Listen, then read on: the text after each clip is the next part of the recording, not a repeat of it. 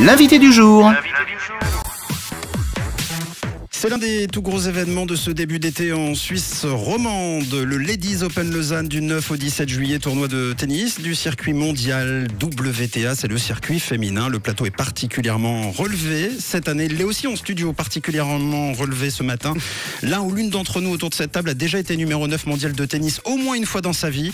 On ne va pas dire qui pour le moment. Je vous propose qu'on entretienne un peu le suspense. On accueille nos invités d'abord. Julien Finkbeiner, CEO du Grand Chelem Even, organisateur du tournoi. Merci d'être avec nous, Julien. Bonjour. Numéro 9 dans ta vie ou jamais? Bientôt. Bientôt. Bon, c'est bon signe, mais nous on cherche quelqu'un qui l'a déjà été. Et puis on a avec nous aussi la championne suisse de tennis, championne vaudoise, ambassadrice du Ladies Open Lausanne, Timéa Baczynski, qui nous fait l'honneur de nous accompagner ce matin dans le 6-9. Merci Timéa d'être là. Avec plaisir, bonjour.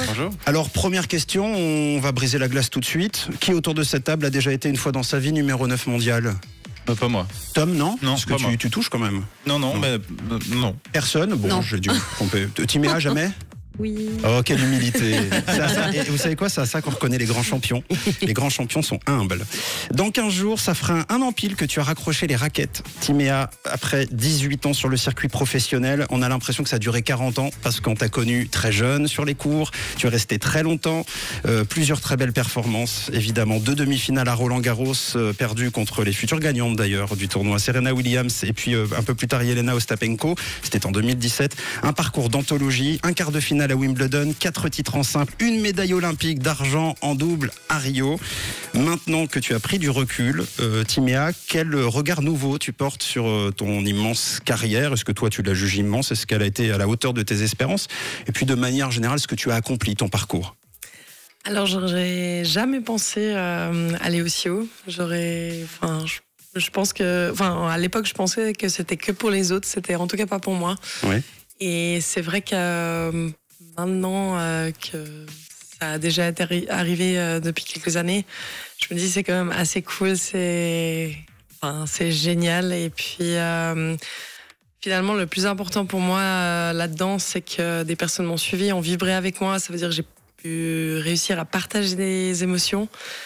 Et ça, c'est extrêmement, ça fait extrêmement chaud au cœur. Bien sûr. D'avoir eu certaines personnes finalement qui ont vibré pendant que moi je jouais, pendant que moi. Et pas qu'un peu, hein. Ouais, Franchement, ça a été. Sais pas, mais... tu es une icône assez exceptionnelle. On parlait du Roland-Garros 2017 où on a cru que tirer au bout tellement tu avais une baraka assez hallucinante. On va en reparler de ça, évidemment. Julien, j'imagine que ça facilite les choses d'avoir Timéa comme ambassadrice du tournoi pour tout ce qu'elle représente en termes de valeur, de parcours, mais même d'engagement.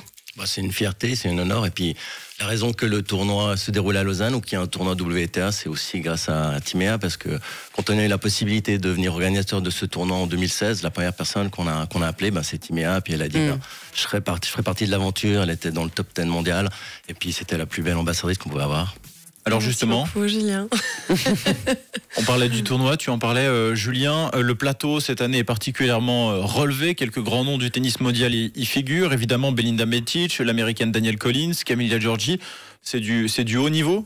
Je crois que c'est le plus beau plateau qu'on ait jamais eu à Lausanne. Il faut se rendre compte, c'est un circuit mondial. Alors on voit les grands chelems, mais ces joueuses, elles traversent les 5 continents. Puis on a la chance de les avoir à Lausanne. Et puis comme tu dis, on a la numéro 8 mondiale, Danielle Collins, qui était en finale de l'Open d'Australie. On a Daria Kasatkina, qui était demi-finaliste à Roland-Garros. Belinda Bencic, on la présente plus, mais c'est la première fois qu'elle vient. Oui. C'est la première fois qu'elle rejoue en Suisse depuis qu'elle est championne olympique. Donc tout le monde l'attend. Et puis après, on a tous nos voisins françaises, avec Alizé Cornet, Caroline Garcia qui vient de gagner.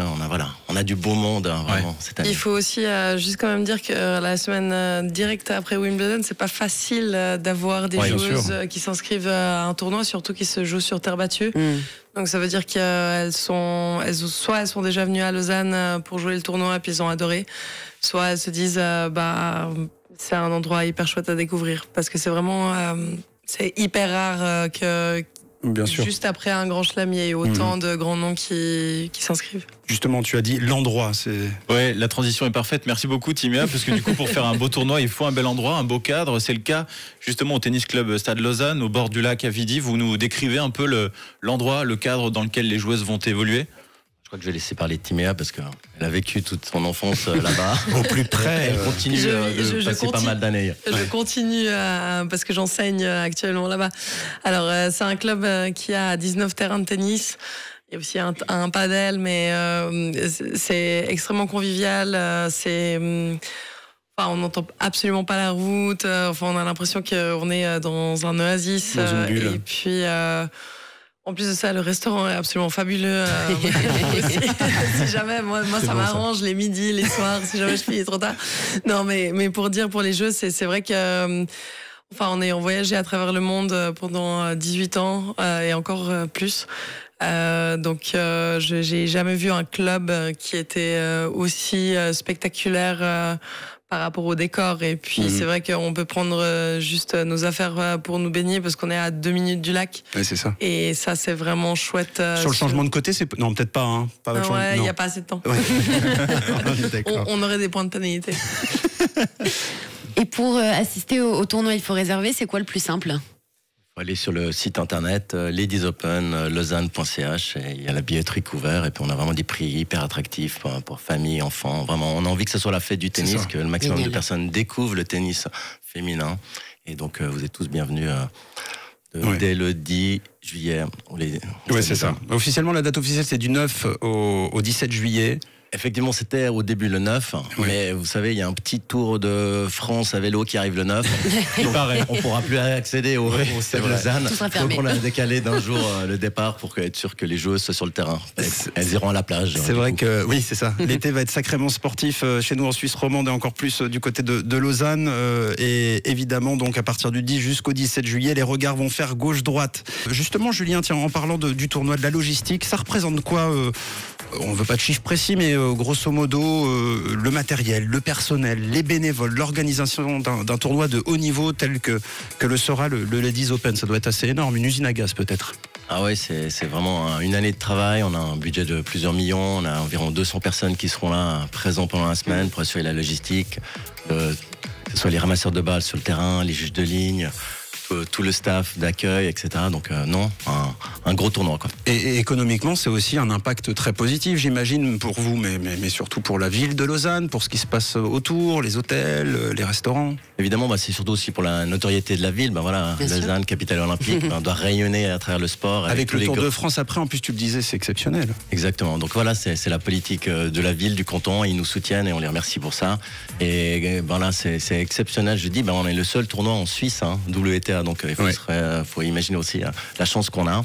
Et voilà, c'est vrai qu'il faut profiter de cette chance et puis venir découvrir pas ce sport parce qu'on le regarde à la télé, mais en live, ça change tout. On a les émotions. Ouais. Et comme on parlait avant du Stade Lausanne, c'est ce cadre assez exceptionnel où c'est un cadre familial. C'est un petit tournoi. Donc les filles, elles s'entraînent. Vous voyez Danielle Collins, Belinda Bencic sur le court 4-5 en train de s'entraîner. Vous êtes à quelques mètres d'elle. Ensuite, elle passe sur le court. Et il y a une vraie proximité. Exactement.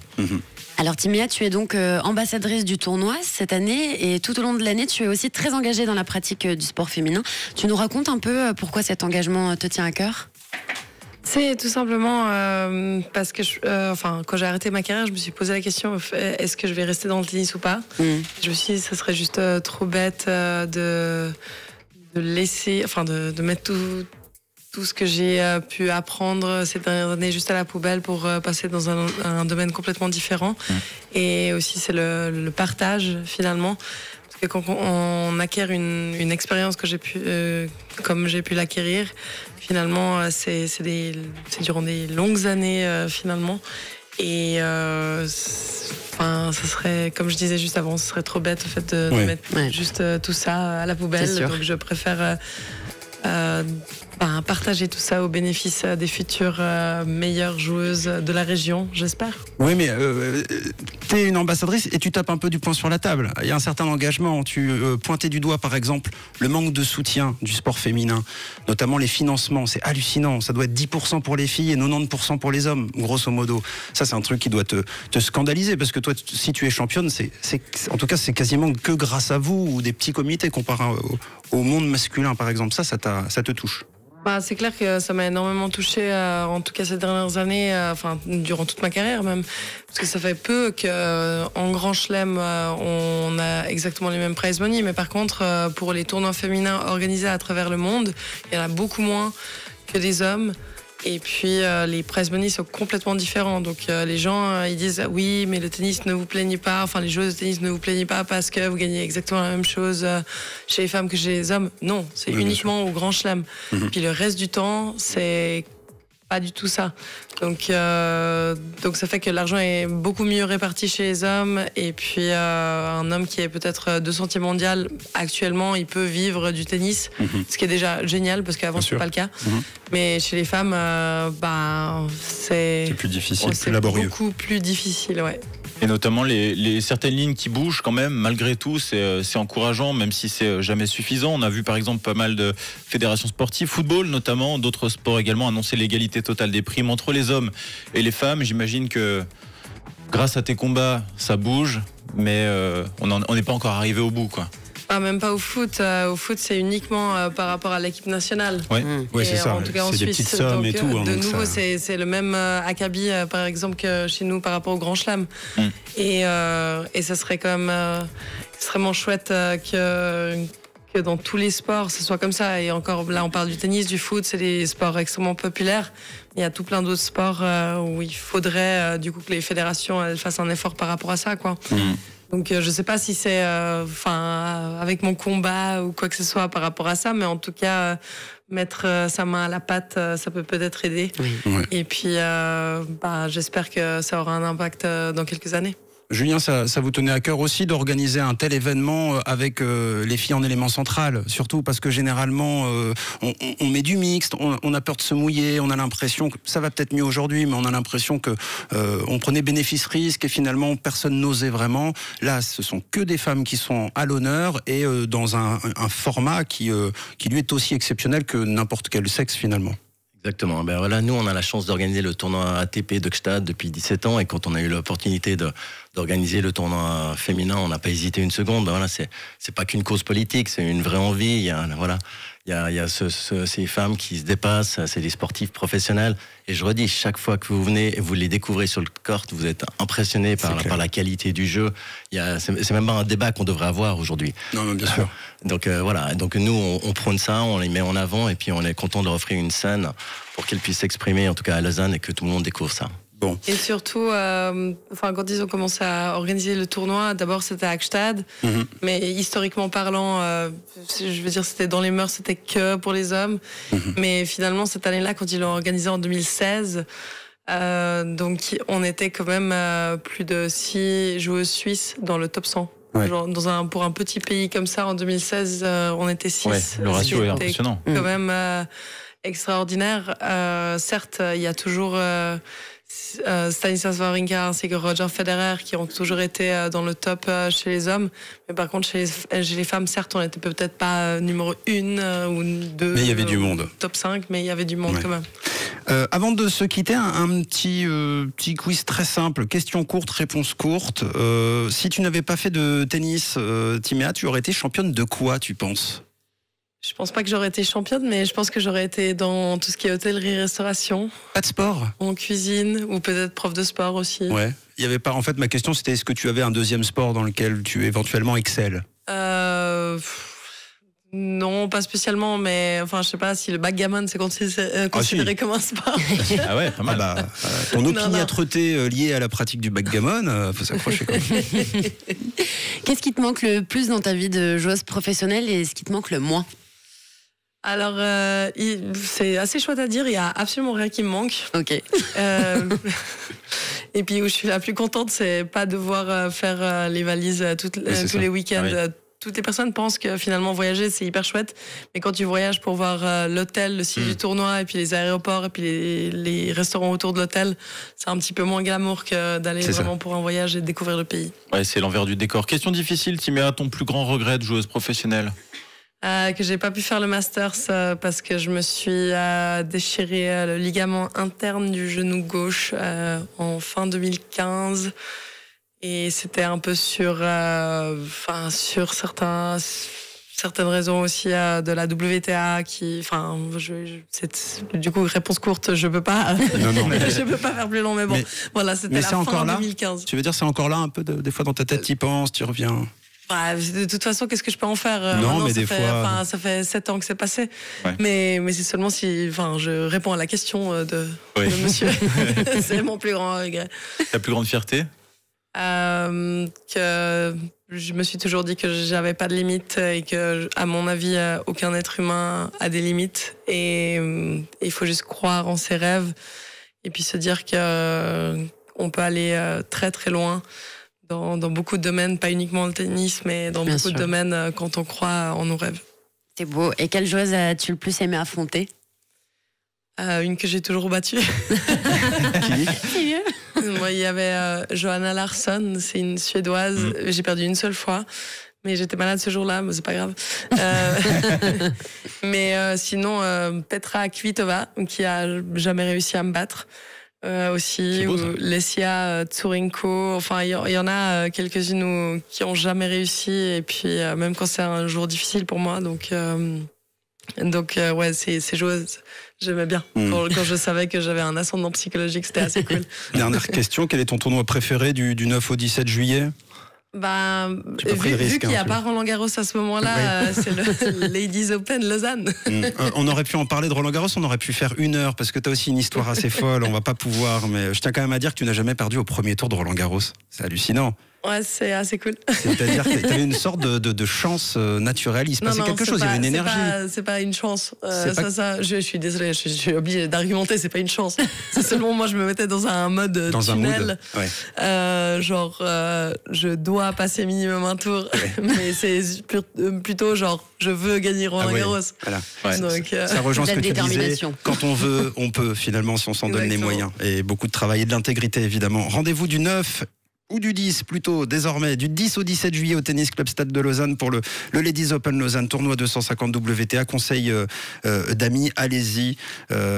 Timea Baczinski vous invite à y aller aussi. Info réservation sur ladiesopenlausanne.ch. Et puis alors, merci à tous les deux d'être venus nous voir. Julien Finkbeiner de Grand Chelem Even, organisateur du tournoi. Merci infiniment d'être là, d'avoir tenu parole, puisque Timea est avec nous ce matin. Merci infiniment. Merci beaucoup. Merci.